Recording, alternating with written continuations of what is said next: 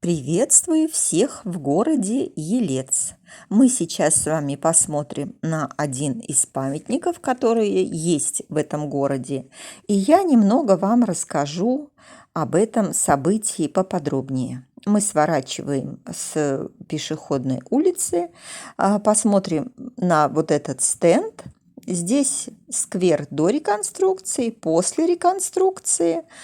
И вы знаете, я люблю свой город и вижу его и недостатки, и красоту, и своеобразие, но вот эта реконструкция мне не очень понятна. Мне кажется, в этой реконструкции улучшился только забор, который расположен за памятником, ну, еще и плиточкой тротуарной выложена вот эта пешеходная часть. Ну, давайте все-таки подойдем поближе. И что вы по этому всему поводу думаете? Так, идем. Рядом у нас тут цветник, который не мешало бы прополоть, а также газон, который не мешало бы постричь. Но, тем не менее, вот он сам памятник. Постамент уже немного разрушен. Так, поднимаем голову, смотрим, читаем. Вот вы можете прочитать, что здесь написано? С великим-великим трудом. Но я вам скажу, здесь написано М.М. Пришвин. Что за М.М. Пришвин? Ну, наверное, предполагается, что М.М. Пришвина знают все. Поясняю. Это, можно сказать, великий русский писатель, родился. Тут, кстати, нет ни одного года, ни даты рождения, ни даты смерти, но я вам их скажу. Родился в 1873 году, умер в 1954 году. Михаил Михайлович Пришвин.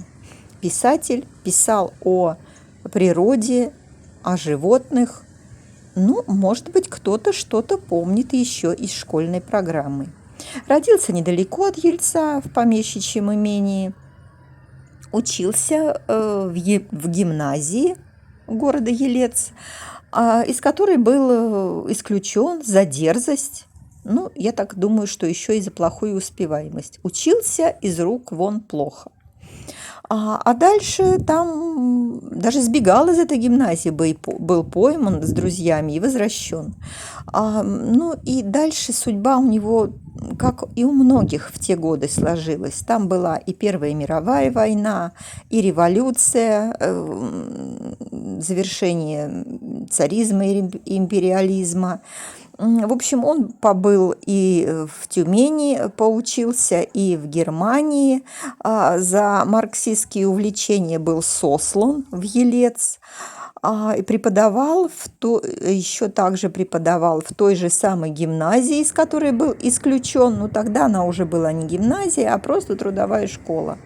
В общем, жизнь была у него ого-го, как и у многих, впрочем, в то время. В 20-й год уехал в Москву, умер в 54-м, и в Елец уже больше никогда не вернулся.